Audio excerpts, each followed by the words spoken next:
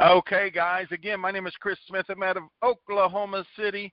Very excited to be here on the call with you. Thank you all for joining us today.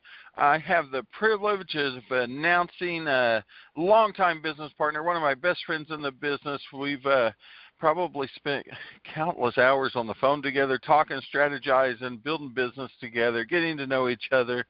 And anyway, just love how she builds a team and an organization. I love how she loves on them and cares about them. I call her Mama Patty all the time because of it. She's been very successful in our industry multiple times. And it's one thing to kind of do it once, but then when you can kind of start over and do it again, it means so much more in my opinion. And so she's been featured in Work From Home magazine. I think it was called Success From Home magazine. And they come out and took pictures of her and her husband on the funny farm and did like 3-4 page article. It was really cool. And, it just adds to her credibility and her ability to build and lead an organization, and just really excited to hear from her today. So with that being said, Patty, I'm turning it over to you. Well, thank you, Chris. And I think you need the award on Master Edifier, because I always listen to you and I think, oh, wow. But I just appreciate you, and I appreciate everybody that comes and joins us on Wednesday mornings, because this is just the way to start a day. And we are working in this book called 100 Ways to Motivate Yourself, Change Your Life Forever by Steve Chandler. And I've been through this book a couple of times, and it's like funny how you learn something every time you go through this. It's like, oh, yeah, I remember that now. But anyway, we're on chapter 11, and it's called Find Your Master Key. And Steve says, I used to have the feeling that everyone else in life had at one time or another been issued instruction books on how to make life work. And I, for some reason, wasn't there when they passed them out. He said, I felt a little like the Spanish poet Cesar Vallejo, who wrote, well, on the day I was born, God was sick. Still struggling in my mid-30s with a pessimistic outlook and no sense of purpose, I voiced my frustration once to a friend of mine, Dr. Mike Killebrew, who recommended a book to me. Until that time, I didn't really believe that there could be a book that could tell you how to make your life work. And the name of the book was The Master Key to Riches by Napoleon Hill. It sat on my shelf for quite a while. I didn't believe in motivational books or self-help. They were for weak and gullible fools. I was finally persuaded to read the book by the word riches in the title. Riches would be a welcome addition to my life. Riches were probably what I needed to make me happy and wipe out all my troubles. What the book actually did was a lot more than increase my earnings capacity. Although by practicing the principles in the book, my earnings doubled in less than a year. Napoleon Hill's advice ultimately sparked a fire in me that changed my entire life. I soon acquired an ability that I would later realize was self-motivation. After reading that book, I read all of Napoleon Hill's books. I also began buying motivational audiobooks for listening to in my car and for playing by my bed as I went to sleep each night. Everything I had learned in school and college and from my family and friends was out the window. Without fully understanding it, I was engaging in the process of completely rebuilding my own thinking. I was, thought by thought, replacing the old, cynical, and passive orientation to life with a new optimistic and energetic outlook. So what is the master key to riches? The great master key to riches, said Hill, is nothing more or less than the self-discipline necessary to help you take full and complete possession of your own mind. Remember, it is profoundly significant that the only thing over which you have complete control is your own mental attitude.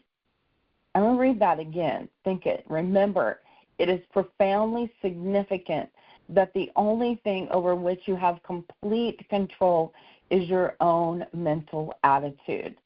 Taking complete possession of my own mind would be a lifelong adventure, but it was one time that I was excited about beginning.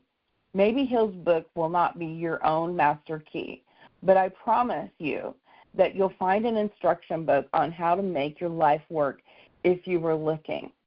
It might be The Power of Now by Eckhart Tolle, The Last Word in Power by Tracy Goss, Frankenstein's Castle by Colin Wilson, or The 6 Pillars of Self-Esteem by Nathaniel Branden. All of those books would have worked the primary transformation for me, and they have all taken me higher up the motivational ladder. Your own key might even come from the spiritual literature of your choice. You'll find it when you're ready to seek. It's out there waiting for you. And so I was, as I was reading when he suggested the books, the whole time I was thinking,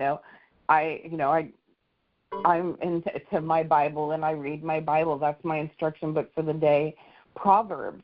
Just go in the Proverbs, one proverb every day for a month. You'll get through the book of Proverbs, and the more you listen, the more wisdom. And I think, wisdom is really important to us, in our journey. But it is self-motivation that makes us go, just to have the motivation to get up and dial in on a call like this.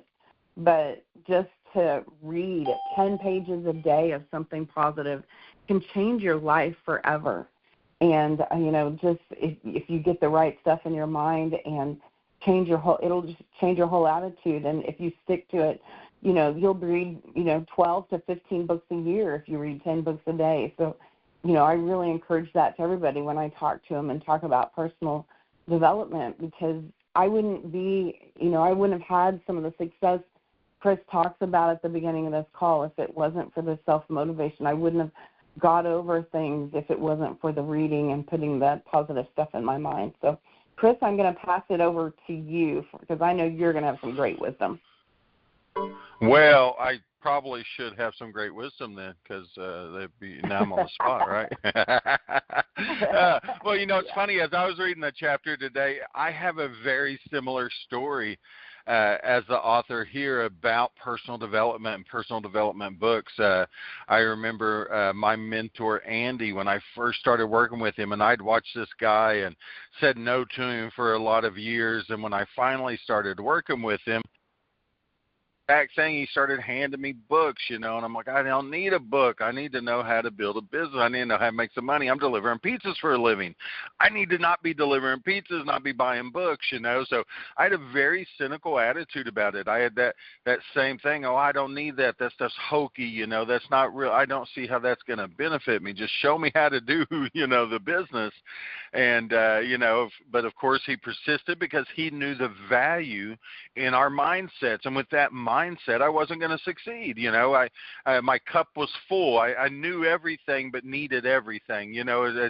It's sometimes we show up that way. So that's how I showed up. So it took some work. It took some investment on his part to really kind of be persistent with me. But he ended up handing me a book by Zig Ziglar called See You at the Top. It had been renamed. I think it was called something Pumps and Pump Handles or something like that before. But anyway, it's called See You at the Top. And it was the very first book I read from cover to cover. I had never completed a book in my life prior to that. I'm in my mid-20s.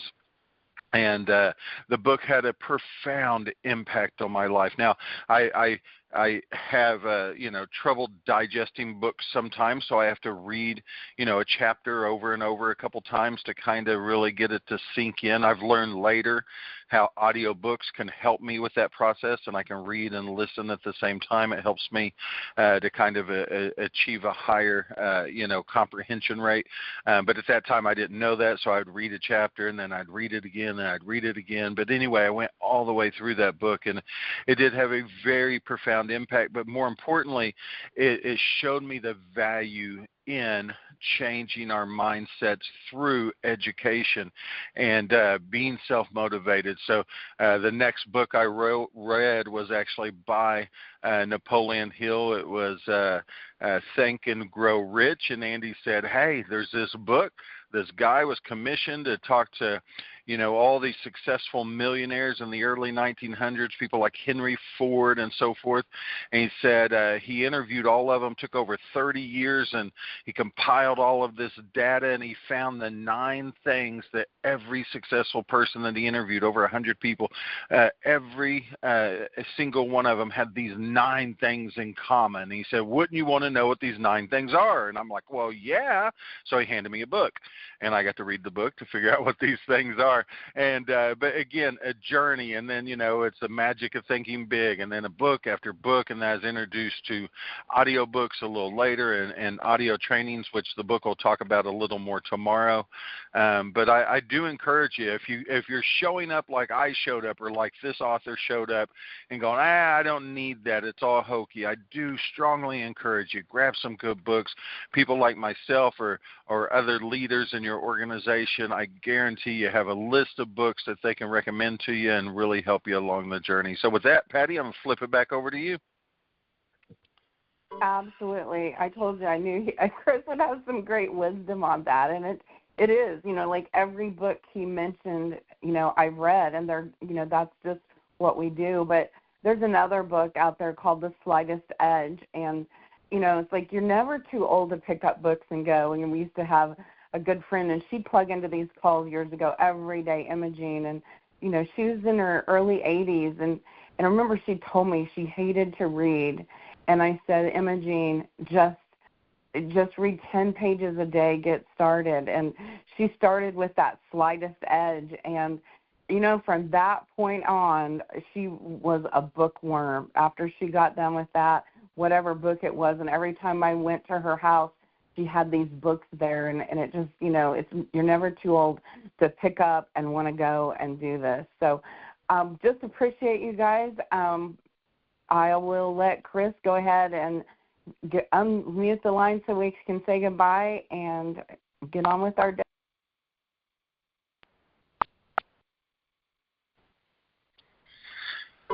Hi, everyone. Have a wonderful day. Thank you for joining us today. Thank you. Great call.